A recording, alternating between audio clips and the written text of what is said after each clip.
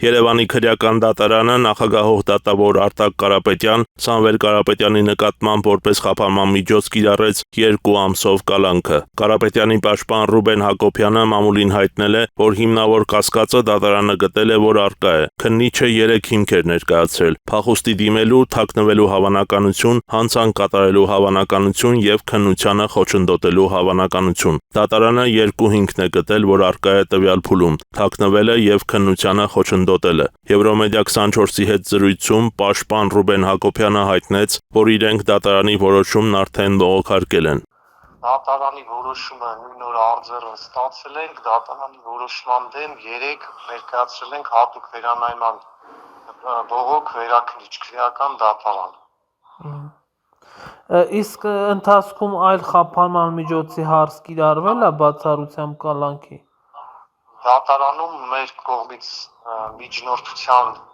առարկությունների հետ մեկտեղ ներկայացրել ենք այդպիսի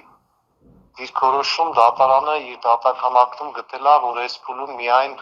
բացառիկ ծայրահեղ խափանման միջոցն է իզորու ապահովել պատշաճ վարքագիծ։ Հակոբյանը նշեց, որ որևէ այլընտրանքային խափանման միջոցի համակցությունը դատարանը գտել է ոչ արդյունավետ։ Սամվել Կարապետյանի տան խուզարկության ողջ ընթացքում Նիկոլ Փաշինյանը գրառումներ էր անում Սամվել Կարապետյանի մասին, որոնցից հստակ երևում էր, որ խուզարկությունների պատվիրատուն Նիկոլ Փաշինյանն է։ Պաշտպանից հետաքրքրվեցինք, այդ գրառումները միջնորդվել են, որ կցվեն գործի նյութերին որպես ապացույցներ, սակայն պաշտպան Հակոբյանը նախընտրեց չպատասխանել այս հարցին։ Պաշտպանից նաև հետաքրքրվեցինք, թե գործով բացի Սամվել Կարապետյանի հարցազրույցից այլ ապացույցներ, վկաներ կան, Հակոբյանը պատասխանեց. Այդ մասին բազմիցս նշել էինք, նաև այդ նույն օրը մեր գործընկեր փաստաբանն էլ Գասպարյանը նշեց, որպես հիմնավոր կասկածի նյութ բացառապես տեսանյութն է եւ այն զննելու արձանագրությունը։ Հասկացա։ Իսկ ձեր բողոքարկումը երբ է քննվելու։ Չենք կարող ասել,